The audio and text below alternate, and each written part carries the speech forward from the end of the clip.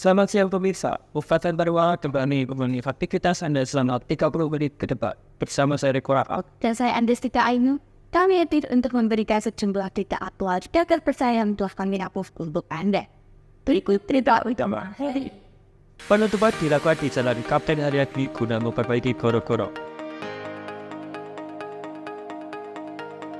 Peringati Idul Adha, Presiden Joko Widodo memberikan sapi bernama Black Boss untuk warga Tepus. Kembaran Barang Kultur Festival kasih menebakkan balon udara di Wonosobo. Bagaimana sensasi melihatnya indahnya matahari terbit dari puncak Gunung Ireng?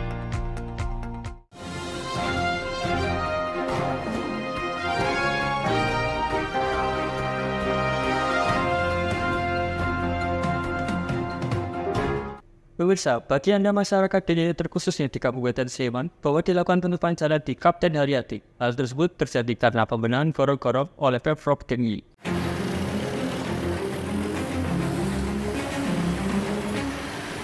Diinformasikan kepada masyarakat di wilayah Sleman bahwasanya mulai tanggal 5 Juni 2023 sampai dengan Oktober 2023 diberlakukan sistem satu arah di Jalan Kitogati dan Jalan Kapten Haryadi. Hal tersebut dilakukan karena terjadi perbaikan jalan oleh pemerintah Provinsi DIY.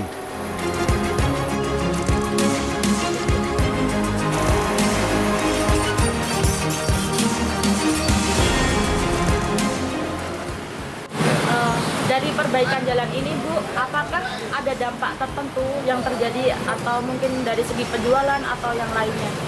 Biasa ya, cuma sedikit mungkin. Apakah omset turun atau tetap berjalan sesuai dengan biasanya? Ya nggak turun, jalannya kan sepi, pasti tutup itu. Kalau yang ibu tahu kira-kira pekerjaannya berapa bulan? Kira-kira ya 6-7 bulan. Sekitar 6-7 bulan.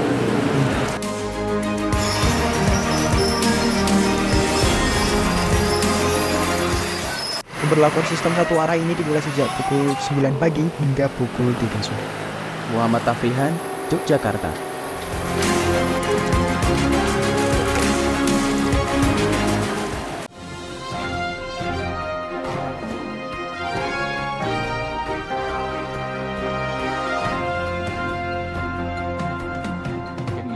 Dalam rangka Idul Adha, Presiden Joko Widodo menyumbangkan 38 ekor sapi untuk setiap provinsi. Di Provinsi DIY, sapi tersebut diberikan kepada warga Tepus, Kabupaten Gunung Kidul. Presiden Joko Widodo menyalurkan 38 sapi kurban ke setiap provinsi di Indonesia. Untuk daerah istimewa Yogyakarta, sapi diberikan kepada masyarakat Singgil, Kecamatan Tepus, Kabupaten Gunung Kidul. Sapi berwarna hitam ini diserah terimakan di kantor Gubernur Daerah Istimewa Yogyakarta yang kemudian diserahkan ke Masjid Al-Falak Singgil, Kecamatan Tepus. Takmir Masjid Al-Falak Setio Wibowo mengatakan jika sapi bantuan dari Presiden untuk kurban ini sangat bermanfaat bagi masyarakat, yang sebagian besar penduduknya adalah petani.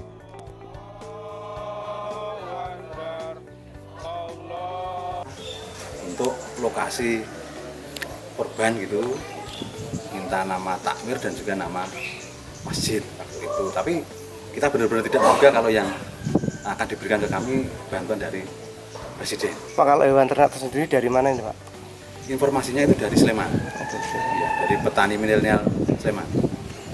Ya, apa aja teman-teman, nanti di sini ada petugas yang menunggu sampai proses selesai. Kemudian di sini juga ada teman-teman dari BBVET, dari yang akan juga mereka melihat sejauh mana dagingnya gitu tuh, apakah aman atau tidak dikonsumsi. Tapi kalau dari sisi fisik penampakan hewan yang sudah hewan sehat ya insya Allah aman untuk dikonsumsi. Itu. Black Boss, nama sapi milik Muhammad Badar yang terpilih jadi kurban Presiden Joko Widodo. Badar mengaku kaget dan bahagia. Berapa sih Pak perkiraan bobot sapinya dan termasuk jenis sapi apa? Kalau bobotnya itu 1030 kilo. Untuk jenis sapinya itu sapi Angus. Sapi Angus itu ya sapinya warnanya hitam. Dia lebih apa ya? Perawakannya ya kalau tingginya tidak terlalu tinggi, kemudian hitamnya itu dia full hitam, jadi seluruh badannya itu hitam sampai lidah sama matanya itu biasanya putih. Nah itu dia agak kehitam-hitaman. Terus ada namanya ya Pak ya? Siapa ya Pak namanya? Namanya Black Boss, Mas. Kemarin Black Boss. Iya. Karena badannya hitam sama Hitam. berat ya itu ya kemarin. Iya. Black Boss namanya. Festival takbiran terbesar di Yogyakarta, Jogja Takbiran Festival berhasil menarik antusias warga Jogja.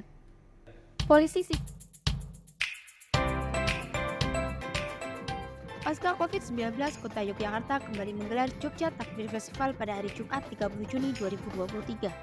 Acara ini berlangsung meriah dan mengundang banyak perhatian warga sekitar.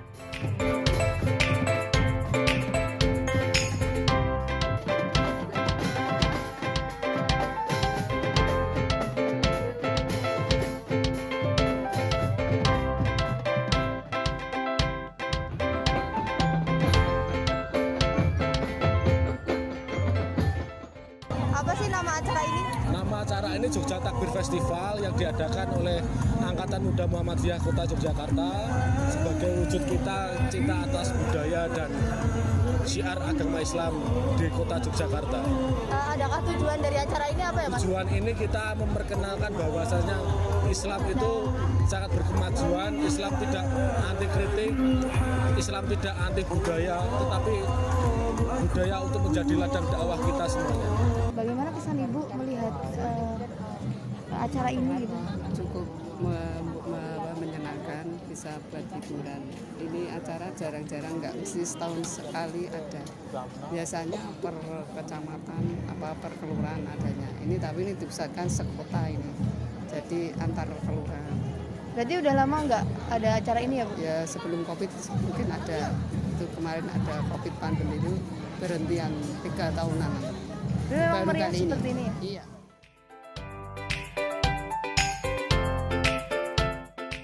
Para peserta melakukan takbir keliling disertai pertunjukan seni dan maskot kreatif.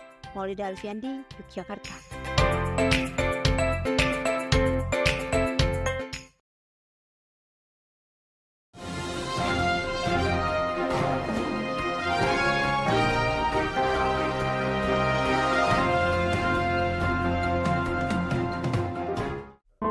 Ini tentang mereka yang kalah dan mencoba bertahan di tengah sulitnya ekonomi.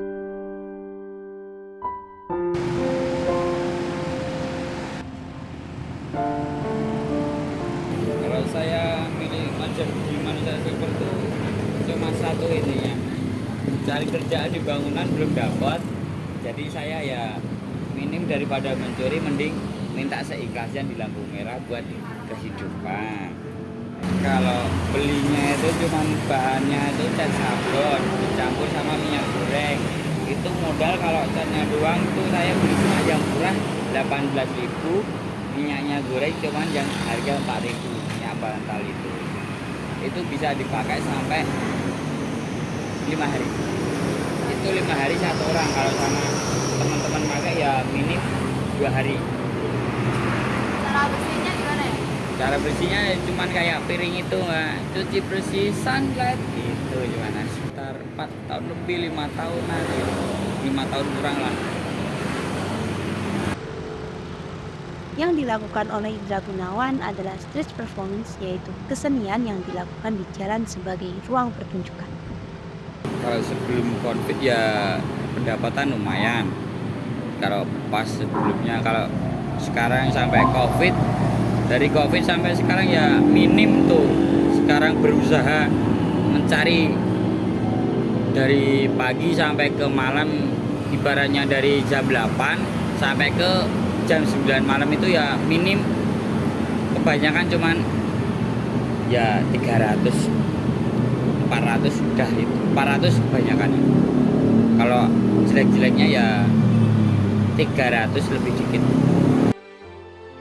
Mengecat tubuh dengan warna silver kemudian dinamai manusia silver menjadi cara untuk bertahan hidup.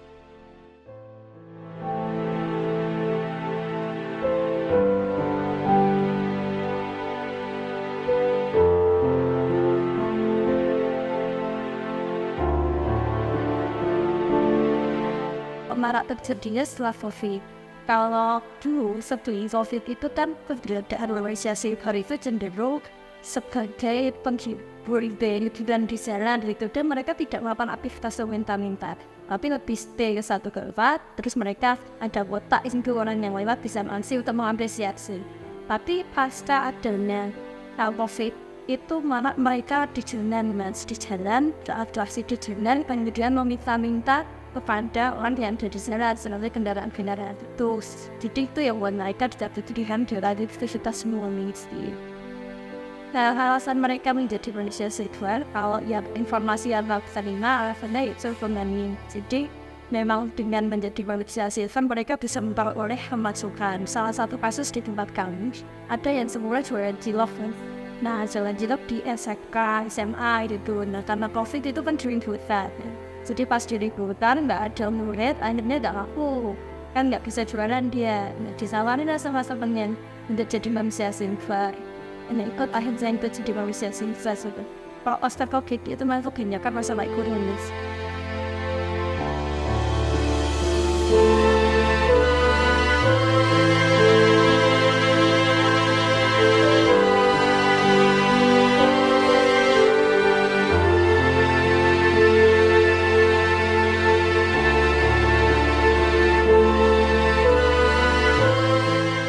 Ya, di daerah istimewa Yogyakarta ini ada peraturan yang intinya itu tidak boleh melakukan hal seperti yang dilakukan oleh manusia silver ini. Karena manusia silver ini ternyata dia adalah meminta-minta.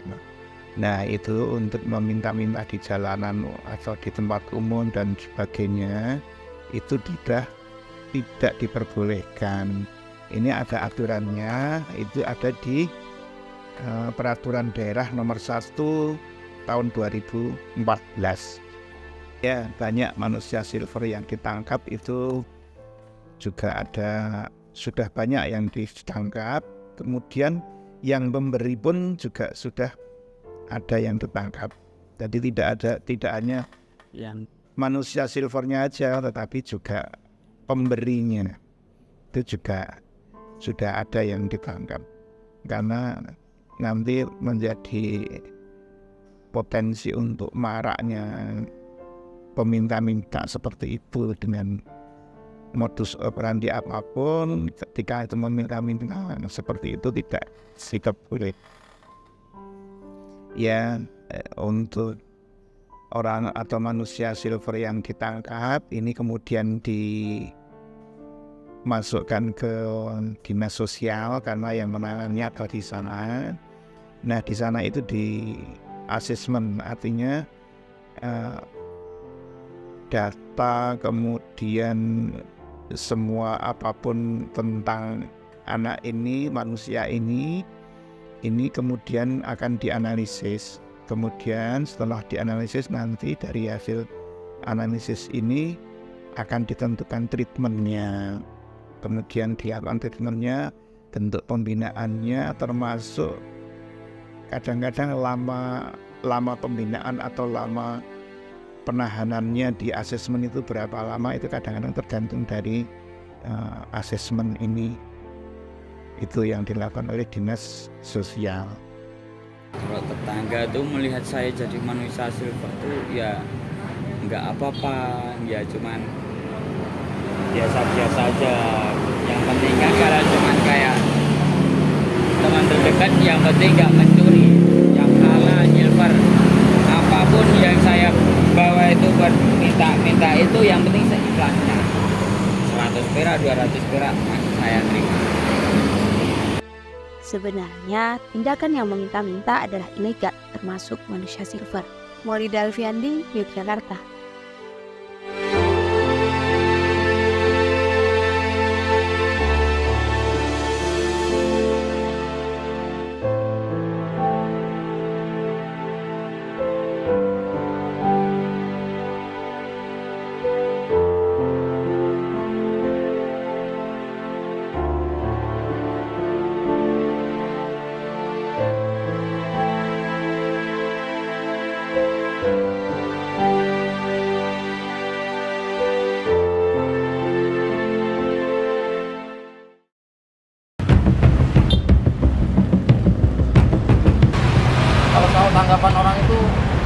tergantung dari mereka juga sih Pak, ada yang positif, ada yang negatif, itu pasti.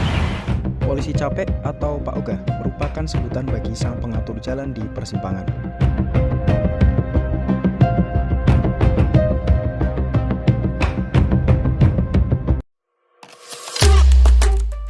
Meski begitu, Pak Ogah di jalan ini jarang memaksa meminta imbalan kepada pengendara. Biasanya para pengendara ini memberi uang seikhlasnya.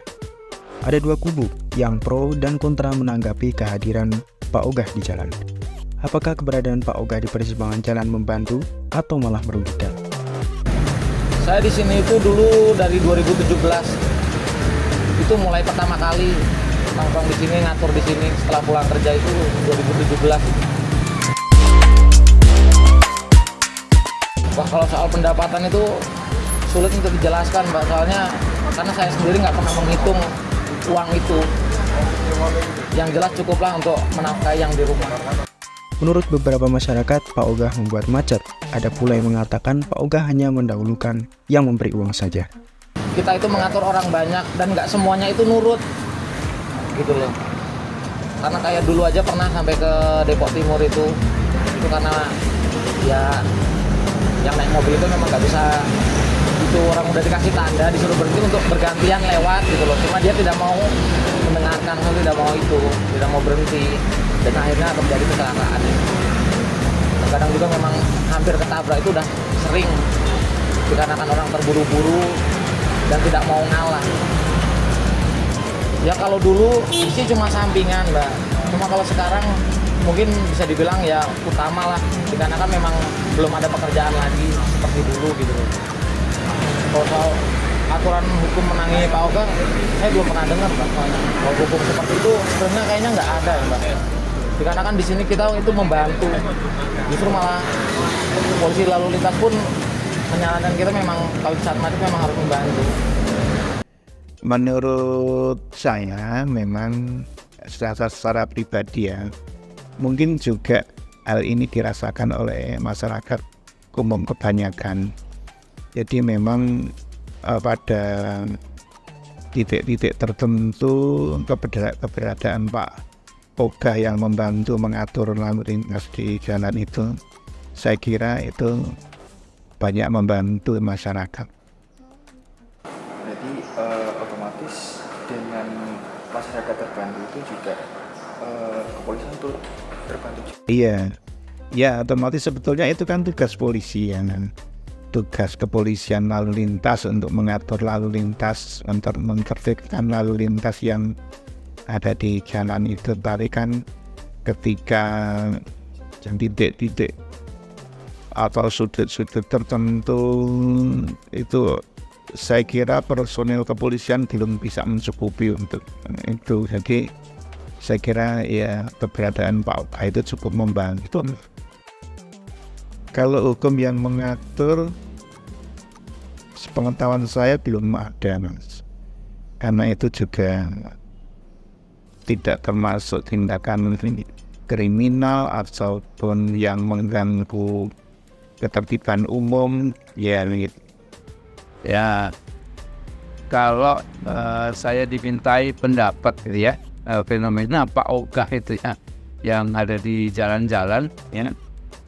Yang pertama saya melihatnya bahwa mereka itu termasuk orang yang jeli gitu ya.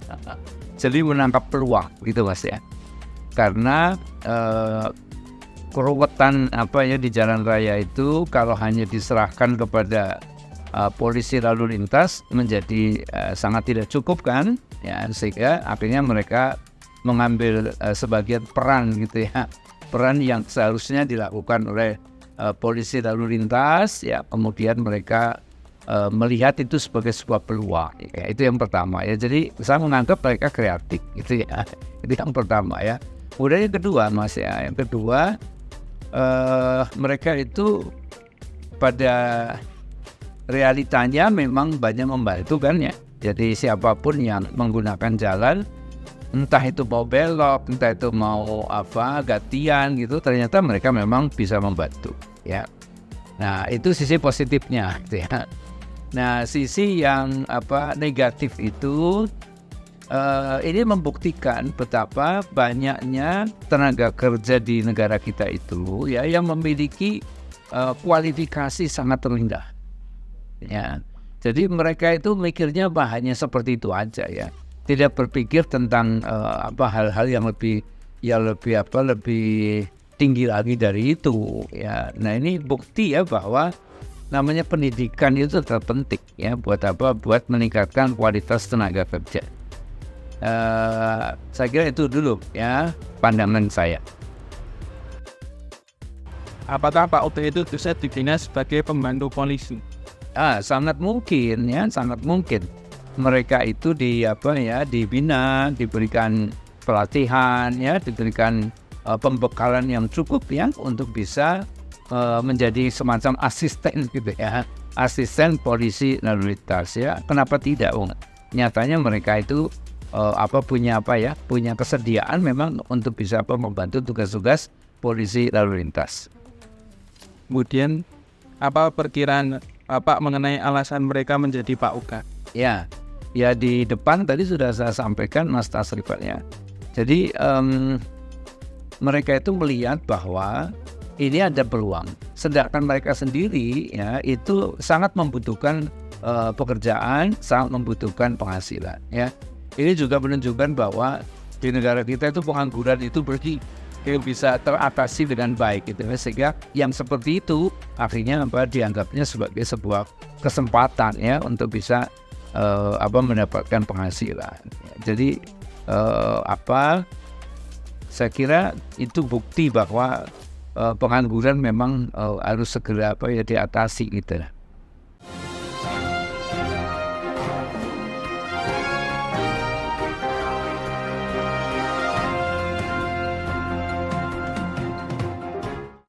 Menyambut bulan Syawal, Keraton Yogyakarta melakukan tradisi numplak wajib. Tradisi ini merupakan penanda dimulainya rangkaian acara Grebeg Syawal. Pasca wabah COVID-19, Keraton Yogyakarta kembali menggelar tradisi numplak wajib.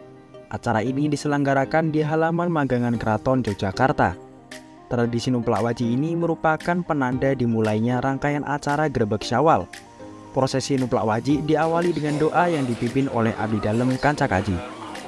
Setelah itu, sebakul besar wajib diletakkan di atas jodang atau landasan kayu oleh abdi dalem Kanca Abang. Di atas wajib tersebut ditancapkan mustaka gunungan yang kemudian dililit kain dan dioles dengan lulur boreh yang diyakini dapat menolak bala. Ini merupakan rangka gunungan wadon, wujud representasi perempuan sebagai awal kehidupan. Nah, prosesnya nanti setelah ini numplak wajib, mulai hari ini atau mungkin nanti malam teman-teman dari pojok-pojok Paraden sudah mulai merangkai semua Paraden sampai nanti hari Jumat. Muhammad Nurul Huda, Yogyakarta.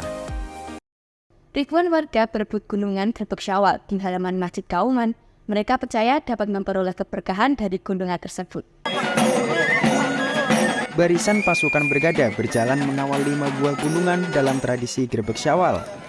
Gunungan diarak dari keraton menuju Masjid Gede Kauman dengan iringan drum dan seruling. Sesampainya di halaman Masjid Kauman, gunungan langsung menjadi rebutan ribuan warga.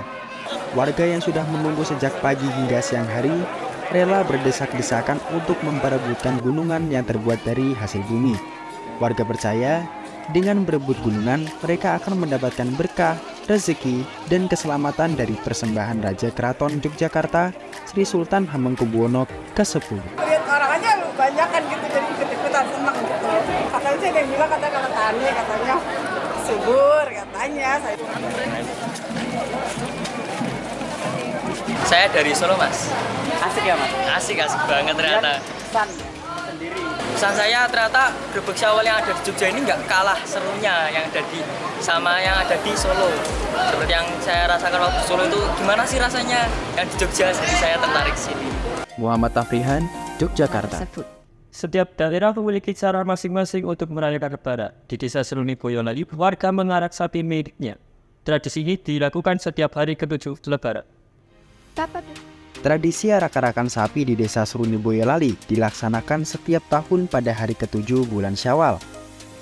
Masyarakat meyakini, jika sapi diarak keluar dari rumah akan membawa kebebasan, dan sapi akan mendapat keberkahan dari Allah.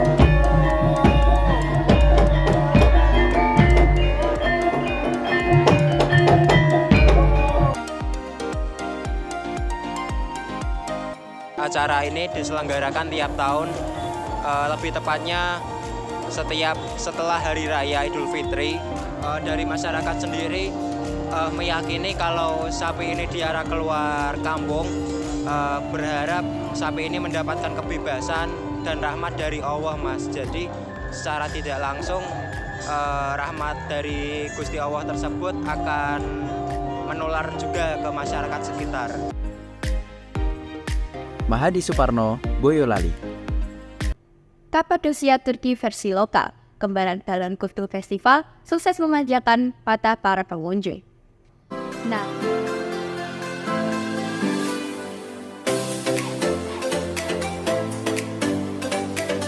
kita tidak sedang berada di Kapadokia, Turki.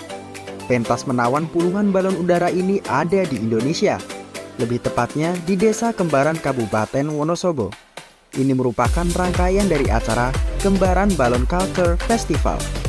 Pelepasan balon udara ini dimaknai sebagai momen kemenangan bagi umat muslim pada Hari Raya Idul Fitri. Nama festival pada tahun ini kita beri nama Kembaran Balon Culture Festival tahun 2020. Makna dan tujuannya, yang pertama untuk festival balon ini sendiri merupakan kegiatan ataupun penerbangan yang sudah turun-temurun dari tahun ke tahun, intinya untuk melestarikan budaya balon tradisional Wonosobo. Acara dimulai sejak pukul 6 hingga pukul 10 pagi. Penerbangan balon ini aman, tidak mengganggu aktivitas udara karena setiap balon diberi pasak yang ditancapkan pada tanah. Setiap tahun pasti sih, Pak? Ya, setiap tahun ya. Kesannya apa, Pak? Wah, ini acara yang sangat menarik. Hanya ada di Wonosobo ya. Mungkin di Indonesia itu jarang sekali. Dan ini Instagramable. Kemudian juga bisa untuk pendidikan anak-anak bagaimana menerbangkan balon seperti itu. Menurut saya perlu sekali dijaga, Mas, karena ini buat ajang silaturahmi juga antar warga Wonosobo, mungkin dari luar kota juga seperti itu. Total 75 peserta berpartisipasi dalam festival ini.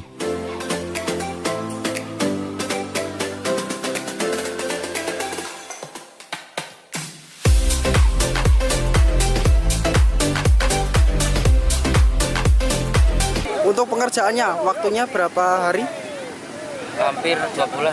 Kalau dana nggak kehitung. Kira-kira 1 juta ada? 1 juta? Kira-kira ada. Kira-kira 1 jutaan berarti ya? Muhammad Afrihan, Wonosobo.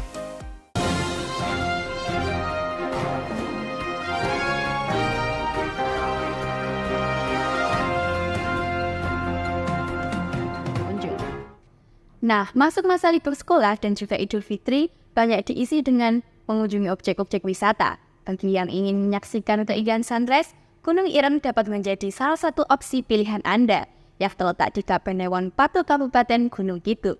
Dari puncak gunung yang tidak terlalu tinggi ini, suasana matahari terbit atau sunrise terlihat sangat cantik pemirsa. Seperti apa ya kira-kira? Berikut liputan.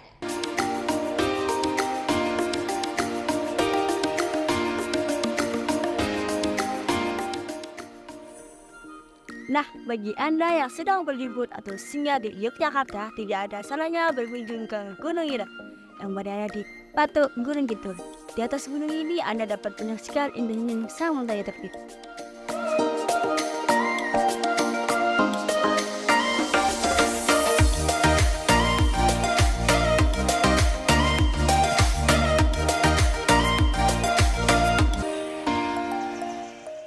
Selain Gunung Api Purbanglangeran yang sudah banyak dikenal di Gunung Kidul, Daerah Istimewa Yogyakarta ternyata terdapat gunung api purba lainnya. Ini salah satunya adalah Gunung Ireng yang berada di Kabupaten Gunung Kidul.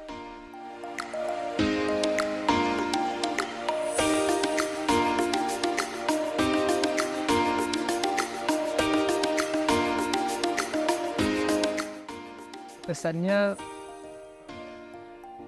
menyenangkan ya, karena dari akses pun mudah, terus HTM masuknya juga murah, terjangkau, terus tempatnya juga bersih dan sejuk sih. Kalian lihat di sosial media, jadi ini spot sunrise yang bagus ya, bagus. Nah ini sengaja pergi cepat dari Jogja biar dapat sunrise. Dan kebetulan sunrise pagi ini tuh cukup bagus karena memang matahari itu full bulat gitu, dan cuaca juga cerah, kabutnya juga dapat, jadi ya bagus lah untuk hari ini.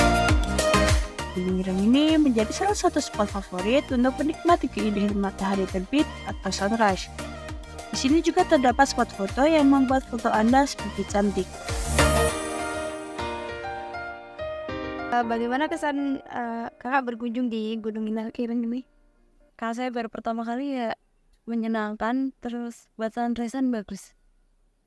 Berarti tadi tujuannya datang subuh-subuh salah satunya biar bisa lihat sunrise juga ya? Iya. Harga tiketnya pun cukup terjangkau. Ini Rp10.000. Fradeska Rahmat, Yogyakarta.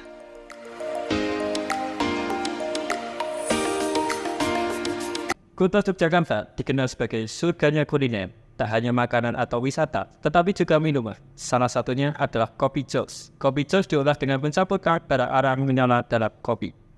Seperti apa rasanya? Berikut liputan.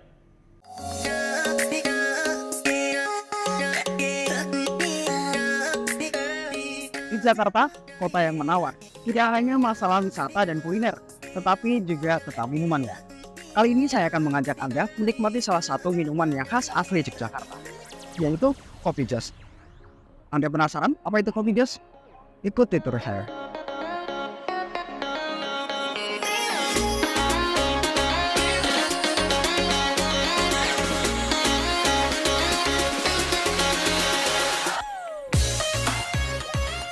Kita sekarang sudah sampai di tempat kita akan berburu kopi jos.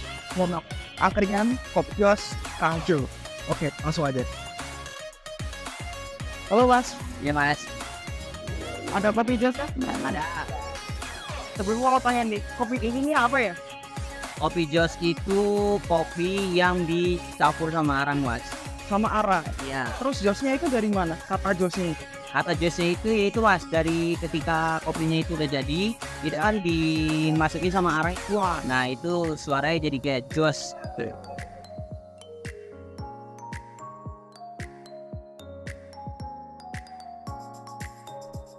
Dah, langsung aja daripada kita penasaran. Pesan satu Mas, kopi jos. Oke, siap Mas. Selain kopi jos sebagai menu andalannya, di sini juga ada aneka ragam sate-satean. Bikin ngiler nggak tuh? Anda juga bisa request satenya ini untuk dipanggang, biar makin lezat. Wah. Nah, makan udah siap. Dan ini yang kita tunggu-tunggu, kopi jos. Ini sengaja udah saya dinginkan karena kita gak mungkin minum ketika arangnya masih membara, karena itu akan membuat bibir kita melepuh. Ya, kita pisahkan dulu ya dari kopi ya, biar nggak mengganggu minum ya.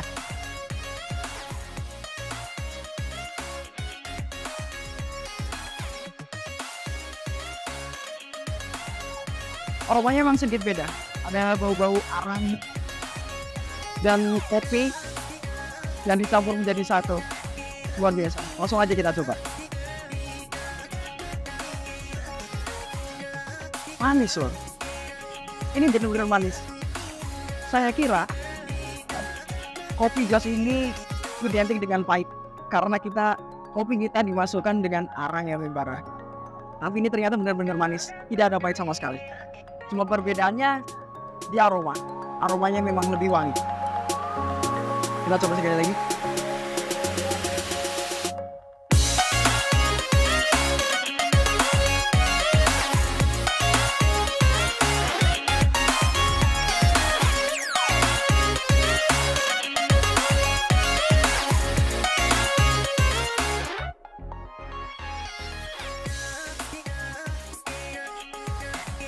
Aneka sate ala angkringan, kopi jos, dan satu lagi yang bikin unik. Panorama Tugu Jogja ada di belakang saya. Wow, ini sangat cocok ketika kalian datang ke sini bareng teman-teman sambil nongkrong, sambil ngobrol.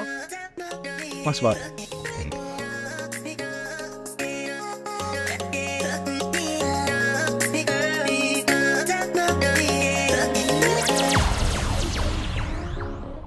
Nah, bagaimana? Anda tertarik untuk menikmati keunikan rasa dari Kopi Jos di sini?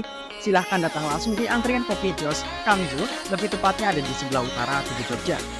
Sekian dari saya, Muhammad Anferi Lazmi, Yogyakarta, melaporkan. Berita tadi sekaligus menutup acara Buletin Siang hari. Ikuti terus berita-berita hangat selanjutnya hanya di Pulkasan Pariwara. Saya Anjir Tika. Saya Riko Rahmat, pamit undur diri. Selamat siang dan sampai jumpa.